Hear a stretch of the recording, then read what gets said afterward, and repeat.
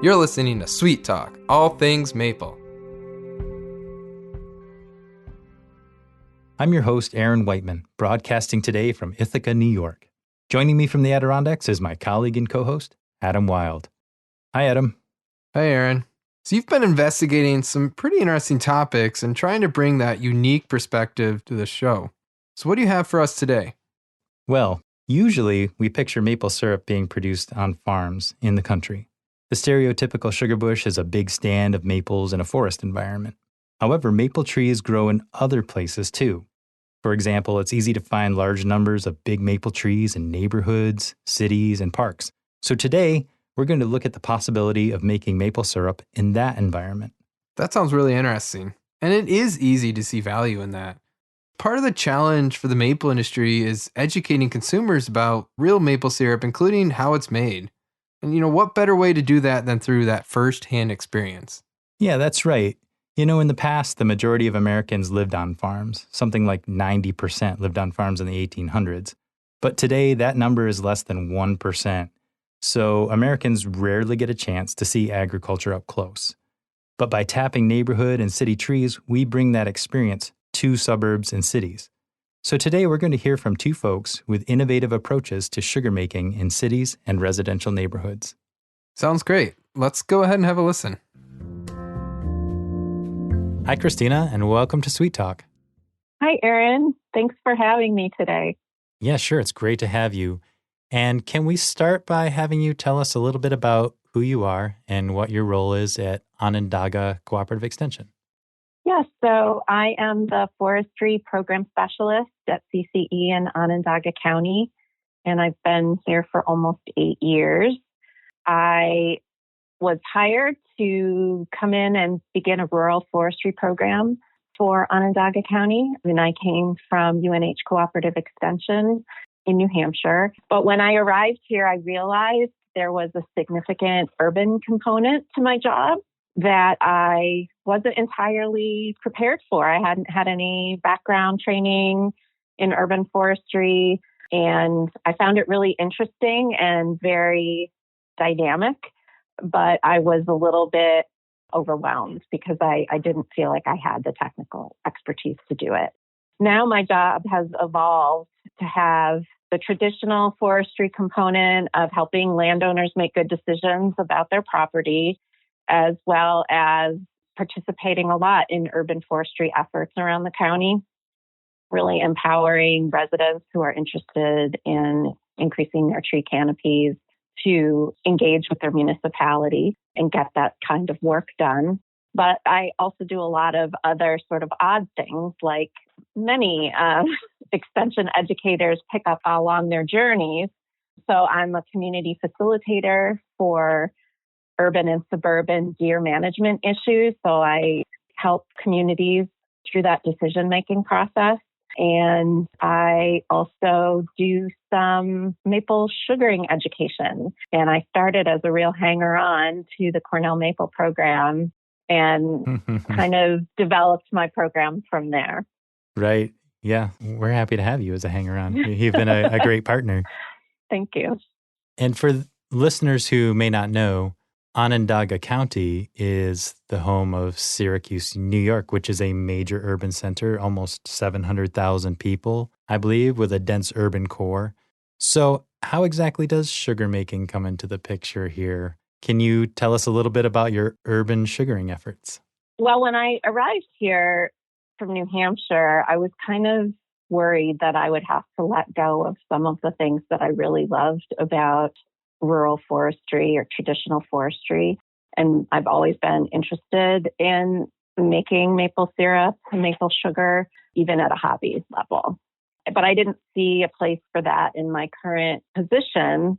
But I very quickly identified some potential interest in the community. I feel very fortunate to work closely with the Syracuse City Arborist. And Syracuse has a really amazing urban forest. So not just our street trees, but public trees, in some cases, like large maple stands that have come back on recovering farmland. Are those stands within the city limits?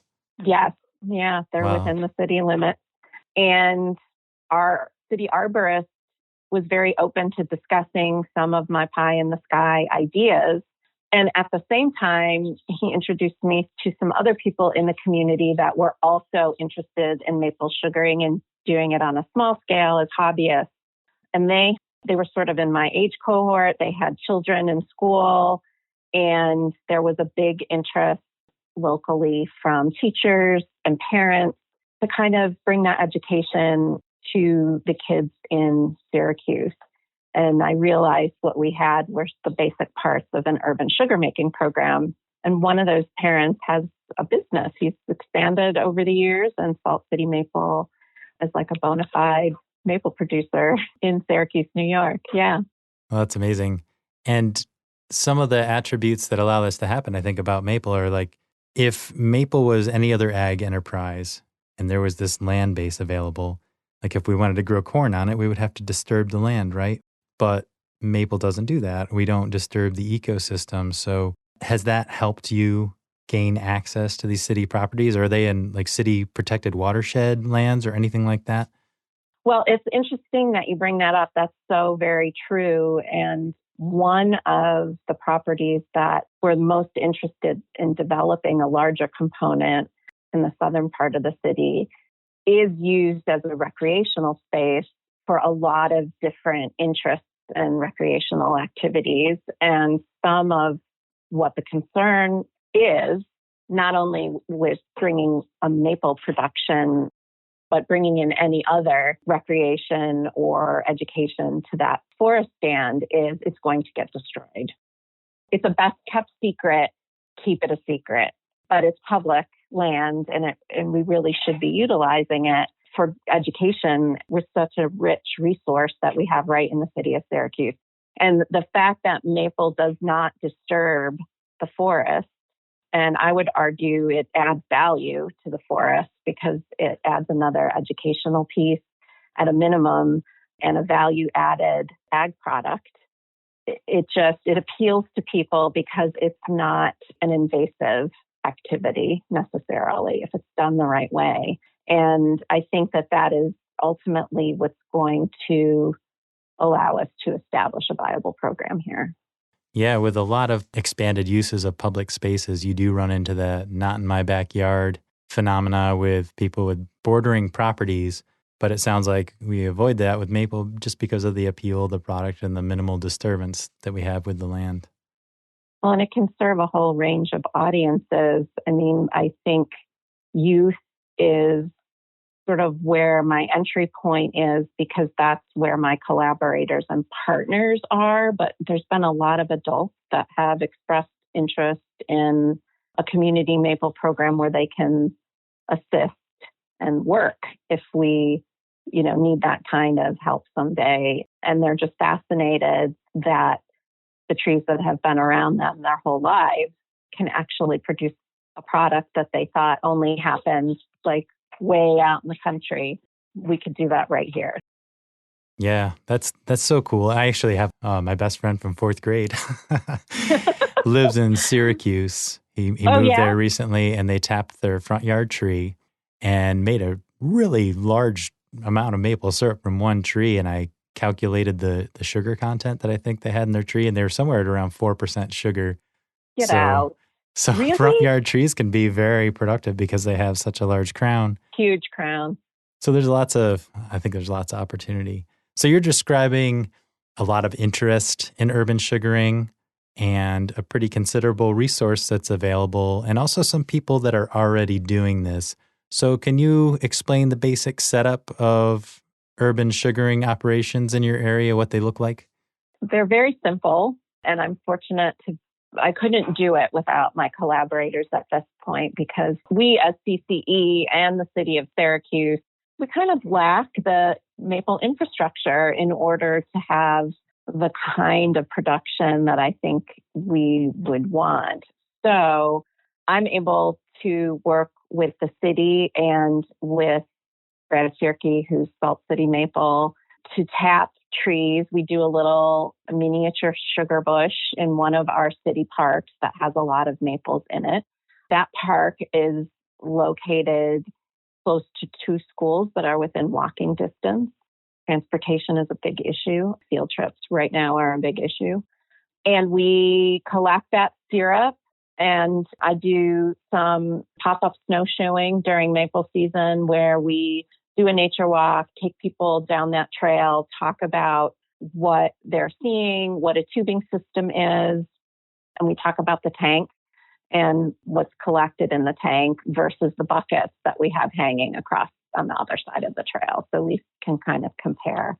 We do a little bit of sap drinking, which kids find either incredibly disgusting or so fascinating, like they're just pushing each other out of the way to get more.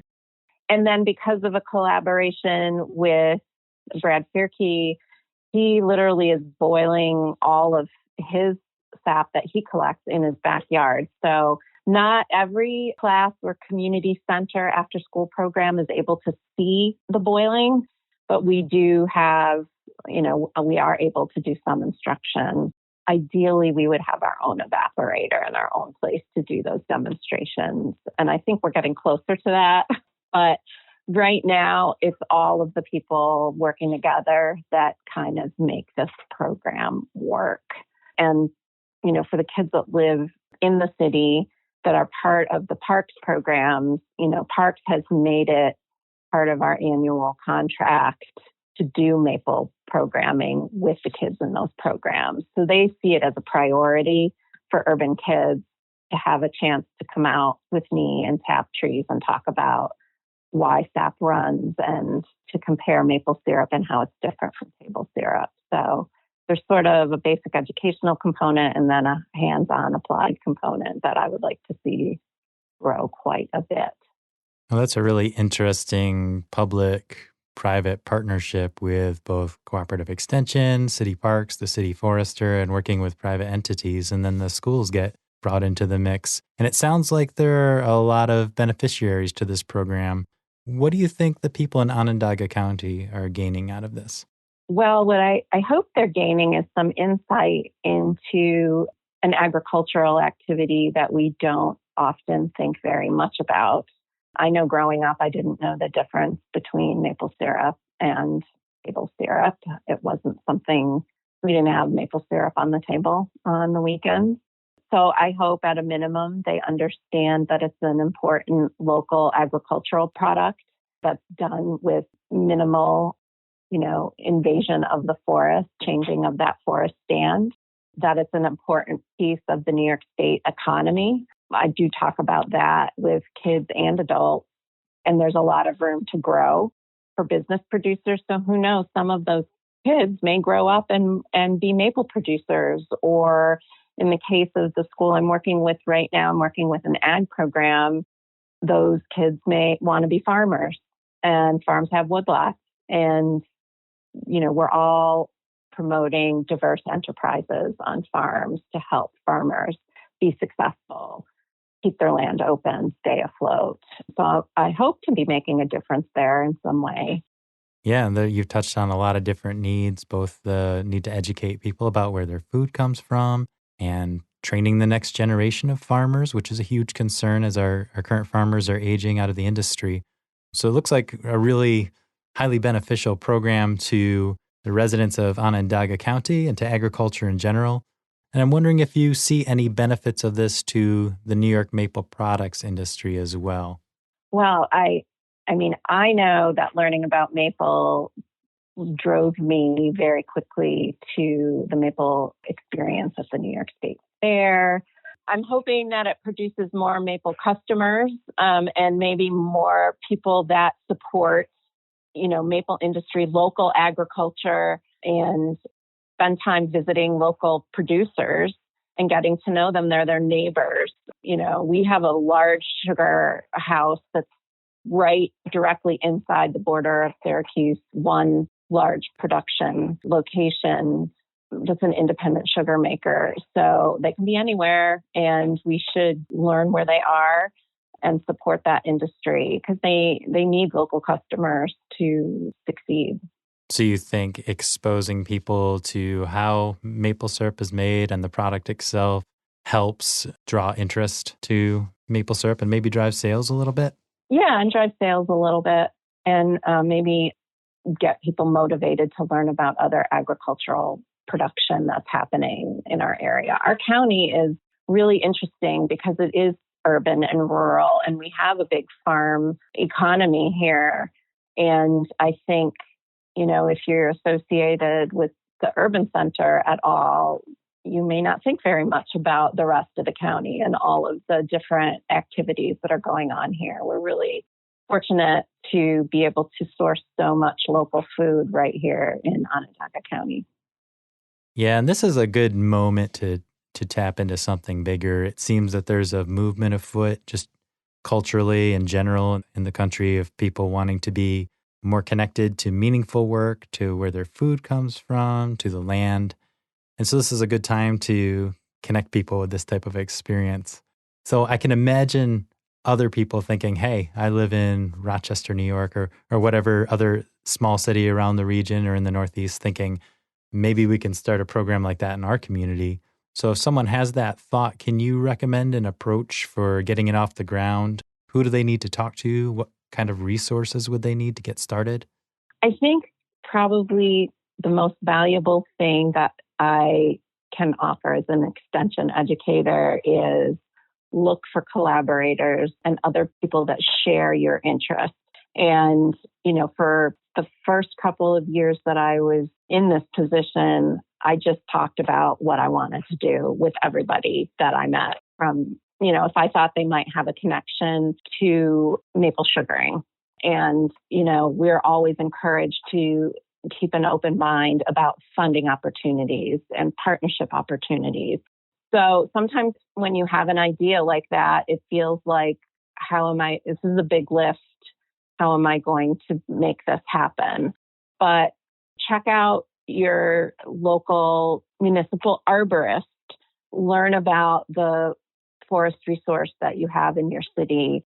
What's out there? Is there a place that you can collaborate? Do you have schools and campuses that have a big tree resource, a woods resource? The school I was at this morning has quite a lot of woods right on its campus and a big maple stand. So what's there? Who's interested? Teachers love this idea. So, call up the teacher that or particularly science teachers are very interested in this because a lot of the work that you can do on spreadsheets and teaching kids how to calculate how much syrup they might get out of a stand is a great math curriculum victory for them. And it also teaches about ag and teaches about local economies and all of that. So find your collaborators, look for funding systems, connect with the Cornell Maple Program. Steve Childs was very gracious to me for a long time, always came out when I needed him. I'm sure you will too. Of course. And just keep asking questions and keep networking. I mean, the first year I did it, I just went into a couple of community centers and brought a bunch of samples, had kids taste maple syrup and table syrup, and then brought them outside and we tapped some trees together. It was as simple as that. And it made a big impact. And from there, we're growing a little slower than I would like, but I do think that just staying committed to it and keeping aware of, funding and growth opportunities is really what's going to put us over the top. Yeah, so look for trees and look for collaborators. There are a surprising number of trees usually in urban environments. That's always eye-opening for some people. And there are a whole range of different collaborators that you've identified. And Cornell Cooperative Extension is in the mix, schools, municipal governments. So it sounds like a lot of resources. So my question to you is, when are we going to see our first 1,000 tap operation in Syracuse, New York? Well, we need a successful grant application, I think, to buy some capital equipment. Well, you can call me up for help on that too. Yeah, I intend to. I think that's a distinct possibility. I know that we have a lot of interest from a lot of different parties to have something real and tangible inside the city that, launches a whole job skills development aspect. And I mean, I just can think I get very excited thinking about the possibilities of something like that. Well, I think what you're doing is really great, Kristina. And clearly the folks of Onondaga County are benefiting from this, and the maple industry is benefiting from this. So thanks so much for what you do. I really appreciate it. You're welcome. It is my pleasure every day. And thanks for talking with us today. Yeah, absolutely. Thanks, Aaron. I appreciate being on Sweet Talk. Okay, take care. You too.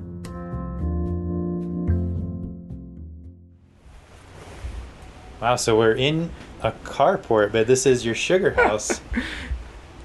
That is a accurate assessment. Yeah, this is you would look at from the street and see this as a carport, and when it's not sugaring season, it has our bikes and a grill and things in it. And when sugaring season comes around, we'll just roll some things away and reorganize a little bit. And we have a small 2x4 arch and evaporator that pop up on movers wheels.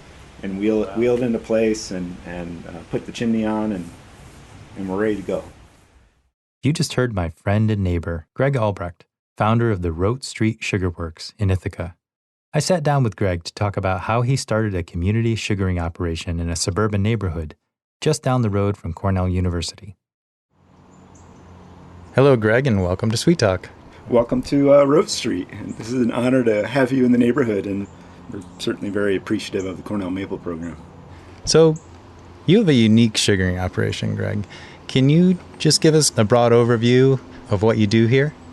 Yeah, absolutely. So, we are sitting on the back porch of a 1950s ranch in a post-war development about 2 miles north of the Cornell campus.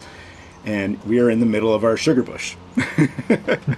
So we started in 2014 or so, very small, and started tapping some trees, and now have 80 neighbors across 26 households with taps in their front yards, and participate in an annual hobby of ours, I guess.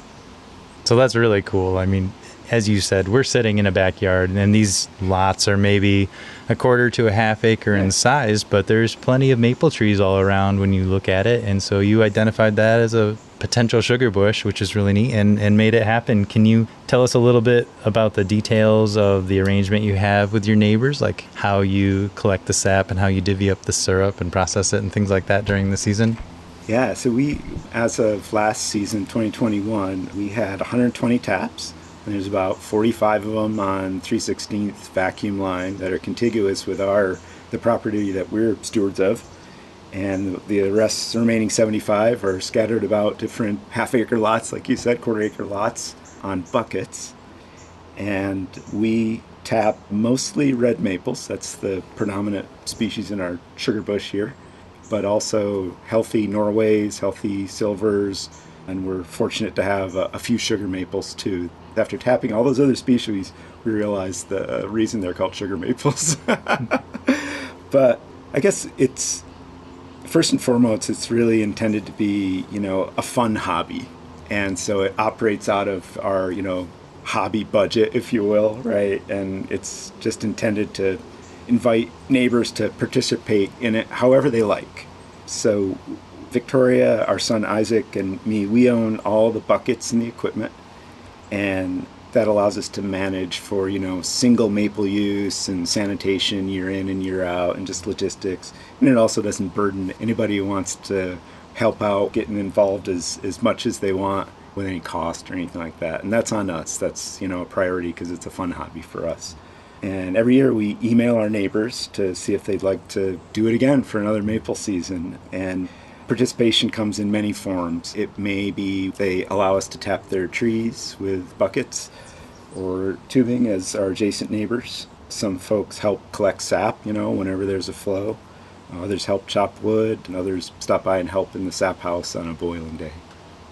So it sounds like this is not only a maple production business, it's a neighborhood event, and it forges bonds in the neighborhood. It's so enriching for the neighborhood, I think, for everyone to be able to participate in a group project like this where they can, at the end of the process, have something to show for their efforts. That must be really neat to oversee that, but also great for the participants. And I'm wondering if that's what you envisioned when you started and what inspired you to create this group and start this sugaring operation? Well, good question. I guess, we didn't overthink it, but once we started in a very small and totally accessible way, like in other words, if there's a maple in your backyard, go for it, and see what happens. And that's sort of what we did. And then just realized how fun it is and tested the waters and more people were involved. And, we think it's fun for people. It's certainly fun for us. And the cues for that are that the neighbors keep helping out in different ways, because all of our families kind of go through different stages and phases with kids and our own busyness with other things in life and work. And some years it just meets a certain family right where they're at, and it's really fun to participate. And in other years, they're consumed with sports and other priorities, but it works.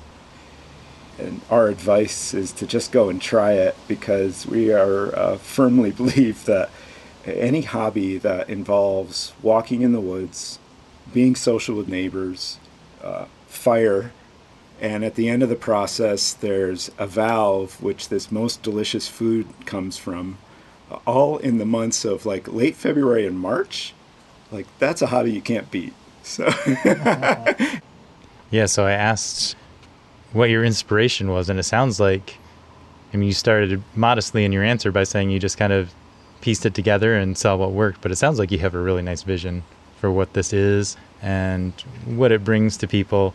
So I'm wondering, was there a eureka moment at any point there where one morning you got up and looked out in your backyard and thought, we could actually tap these maple trees and make some syrup? Yeah, I think the eureka moment came after we tried it for a year. It was our family and our neighbors just to the west of us. And we gained enough confidence that, hey, we liked this. It was fun, even though, it was all outdoors. We didn't have a roof on top of us, right? It was, and that gave us the confidence to send an email out the next December, essentially, to the whole neighborhood. Say, hey, this was fun last year. I think we're ready to stick our neck out and invite you to take part. And then from that point, that reception was finally getting to the eureka moment when people did. And, they did in different ways too. Little kids coming over and using all their might to carry, 2 gallons of sap in a 5-gallon bucket over from their properties to the end of the street. Our neighborhood elders looking out their window.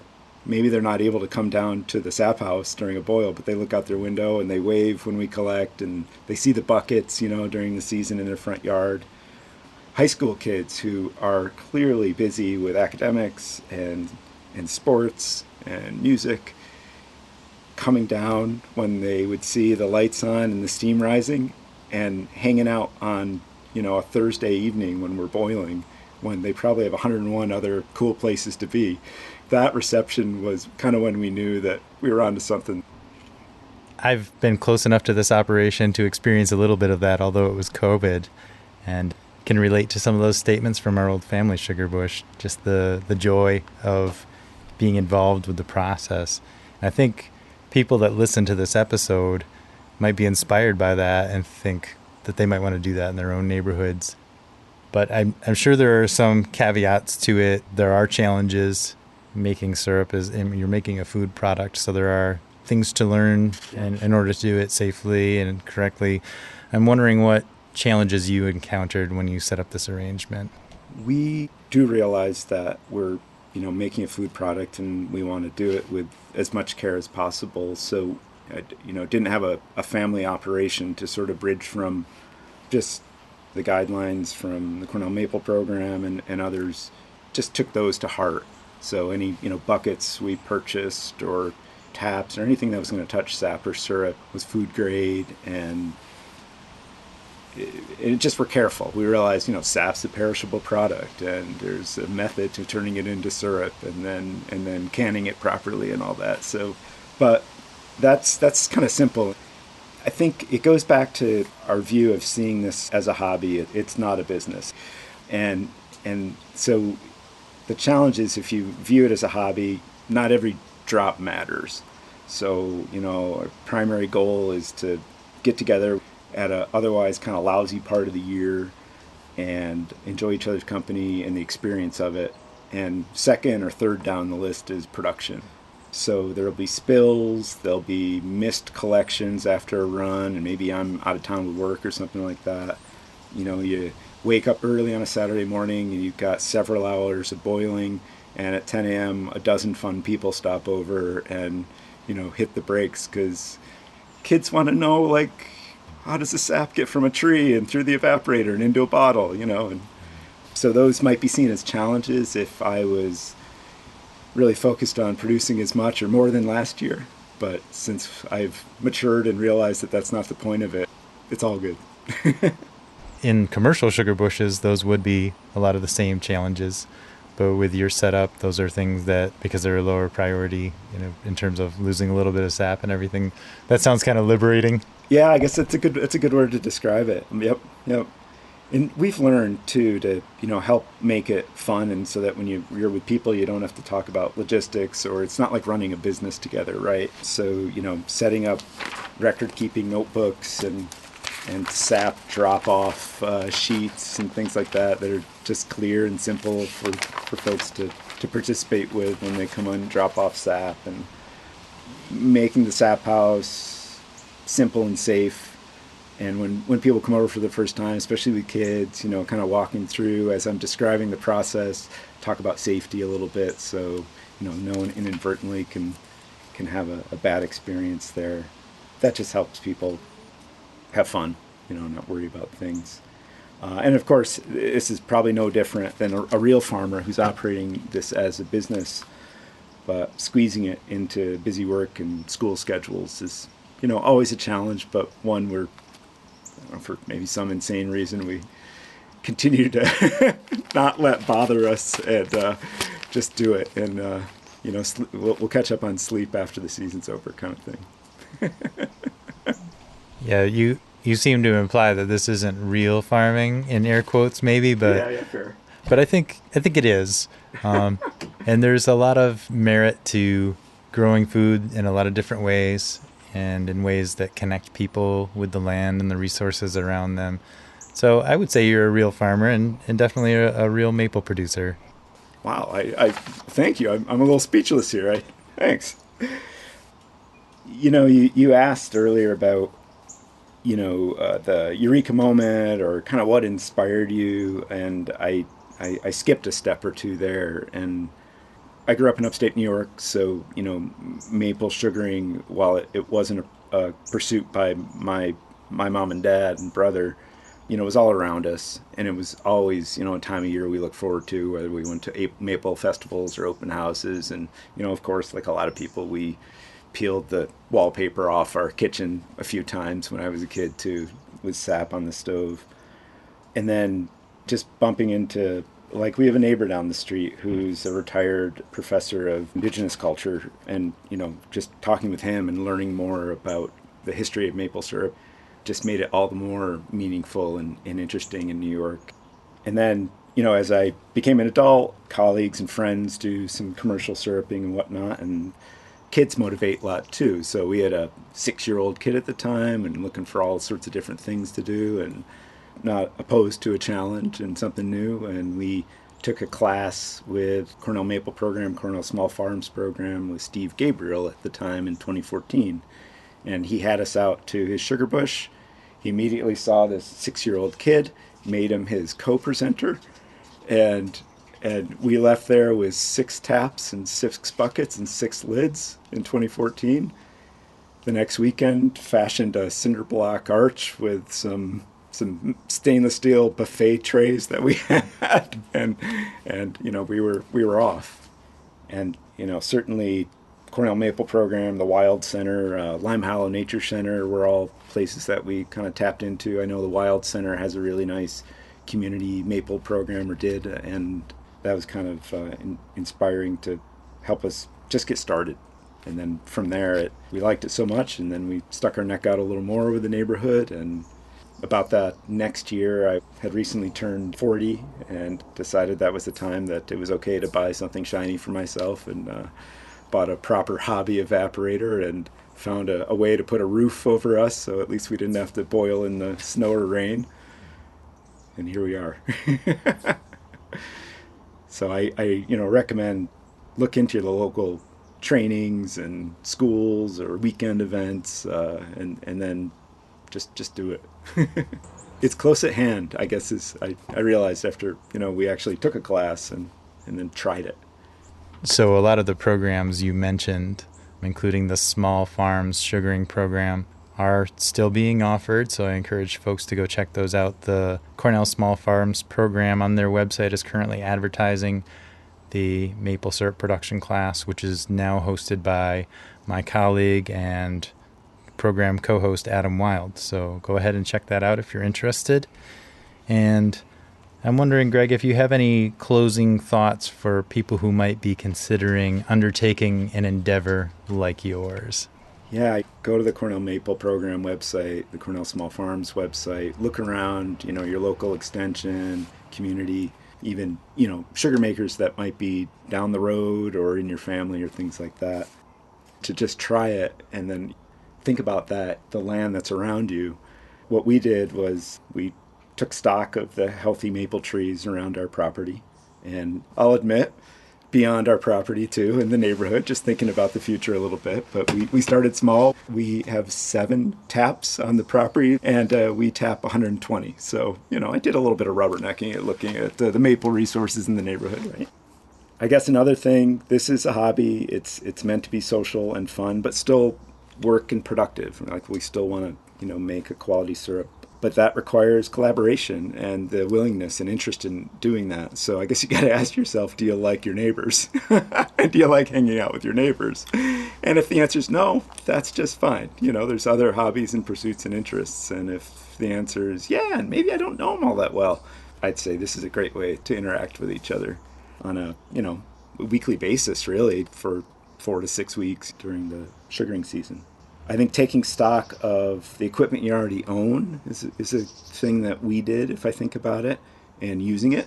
As long as it's all food grade and safe, this does involve chopping wood and fire and, perhaps propane or however you're going to boil down the sap. So make sure it's just safe and you do it in a safe manner. But you don't need to go out and drop a lot of money to start the hobby, right? There's probably a lot of stuff around your house, even a stock pot on a wood stove.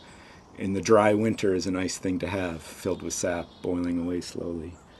And then see how you like it. And then you can start to, cruise the classifieds and the catalogs, right? With that simple setup, our first year, or with any simple setup you start with, I'd say it's a great centerpiece to invite friends and neighbors over, even just small, for a potluck. And have that kind of be the activity you're going to do that day.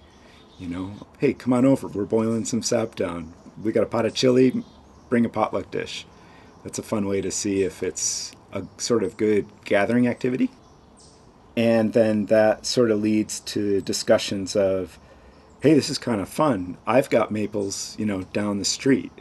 Maybe we'll tap those next year. And then, you start to think about, okay, well, how could I handle that much more sap and that they like it, the other neighbor likes it. Maybe we have something going here. Sort of just take baby steps to see if really, this kind of collective or cooperative effort is something that the neighbors would be keen about. And really, ours is absolutely a hobby, and I don't mean to dismiss the idea that something like this couldn't be a business either. It certainly could be arranged differently and more efficiently if someone was more serious in that pursuit. And it could take as many forms as one can imagine. That's kind of a thumbnail sketch of the Roat Street Sugarworks. So. Well, Greg, this is a really great thing you've got going here. Clearly, you've put a lot of effort into it and a lot of thought, and it seems like your neighbors all benefit from this. So congratulations on a really neat sugaring operation, and I really appreciate your time. Thanks for being on the show today. Aaron, thank you. It was a real pleasure. Appreciate your program and all your effort, and I just thank our neighbors for taking part in a fun pursuit and putting up with us and wanting to do it another year. So, well, good luck with the upcoming season. Thank you. So, Adam, that was a different perspective on maple than the typical commercial operation. What did you think? Yeah, that was a fun episode, and it's such a fresh perspective. It's great to see people trying this at home and getting a kind of real maple experience, even though they don't live on a big piece of land. They can do this in their backyard. Yeah, that's true. That's really exciting, and probably exciting to some of our listeners who maybe don't have a big chunk of woods to work in. And I also like how both Kristina and Greg leverage this as an opportunity to educate and also do some community building. You know, those things might not always have a direct impact on how much syrup we have in barrels at the end of the season, but community building and things like that have a different kind of value that's important too. And that's part of what makes maple so special. Yeah, I really appreciated that perspective, from Greg. You and I, we work in these more larger commercial operation type of things. And it's so easy, for me to get tied up with trying to maximize production and get all of our research done. And it's interesting to think about how maple can be that community aspect as well. And I think it's important to kind of sometimes step back and reflect on that, the fun aspects and the unique characteristics of maple production. Yeah, I know when I come from our big Arnott operation and then go stand in the carport with Greg and watch the little evaporator boil, it's really relaxing, and it's kind of a good release, and a kind of refreshes my perspective on how fun maple can be. Yeah, I was kind of jealous listening to Greg. Like, I kind of want to be there boiling with him. I want to get away from my ROs and my big evaporator. You should come over sometime. Yeah. Well, we'll be sure to bring some more fresh perspectives on future episodes. So thanks for listening, and tune in next time for Sweet Talk, all things maple.